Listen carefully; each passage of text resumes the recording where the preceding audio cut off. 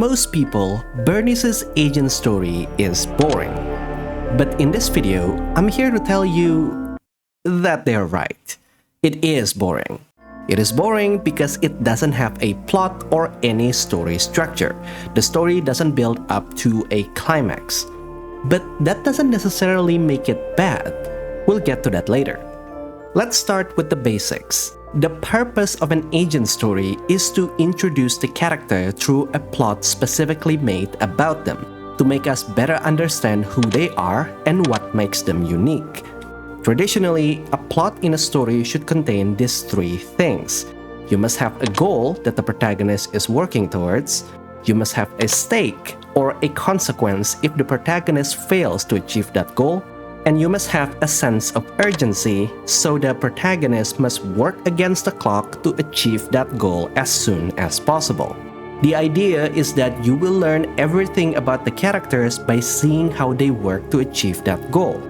Why do they feel the need to achieve their goal? What decisions do they make in the process? How do they deal with setbacks? Are they easily distracted by other things? And so many more. This is a true and tested formula in all kinds of storytelling mediums. Almost all movies, anime, novels, and manga follows this exact formula. And then Burnice Agent Story didn't do any of this at all. It doesn't have a goal because the whole quest is just a chain of random things happening at random times. It doesn't have a stake or any sense of urgency either. That is what makes this story boring, if you look at it through a traditional perspective. Burnice's Agent Story is a slice of life story. It doesn't have a plot because it doesn't need to. Slice of life story believes that the plot is a distraction. They strip everything that is not related to the character from the story so that all the screen time is focused on the characters and their relationships and nothing else. It is purely a character study.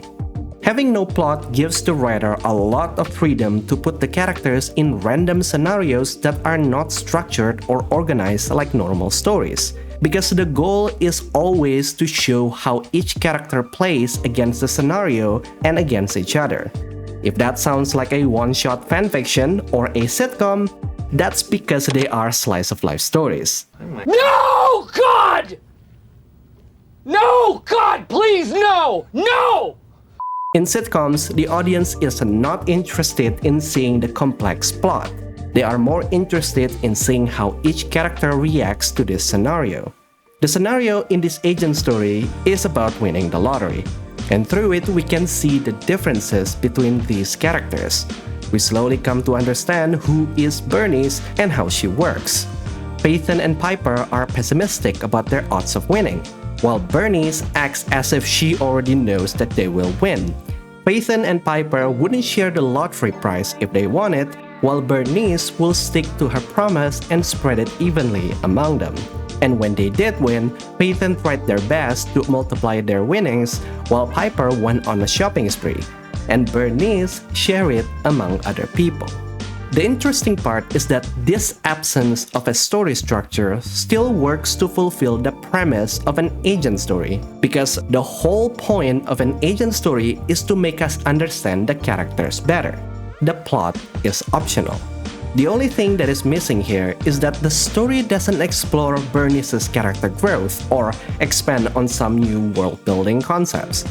You could also point out that this story is not exciting or special because there is nothing major happening in it.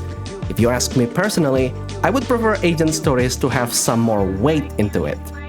All of those are fair criticisms, but the thing is, she doesn't need to have those.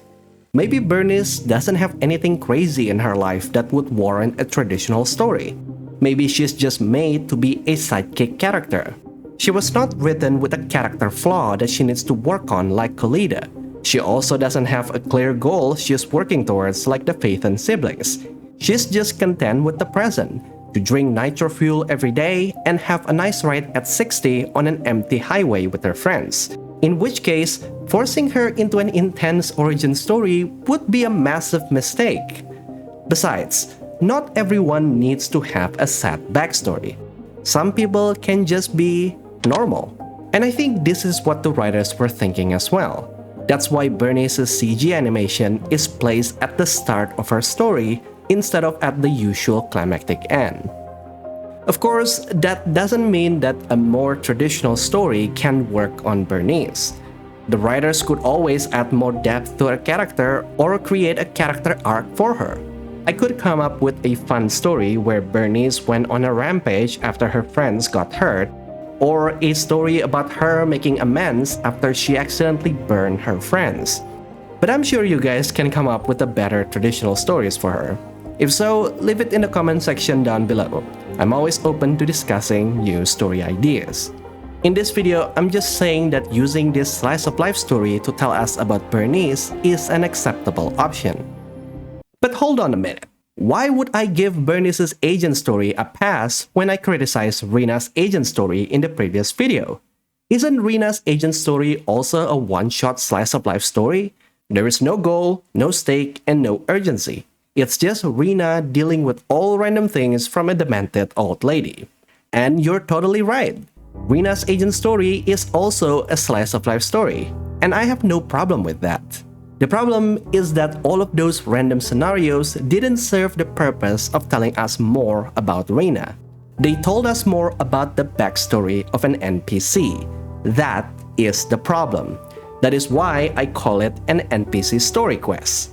Now compare that to Burnice's agent story, where every random scenarios are made to tell us about who she is and what she believes.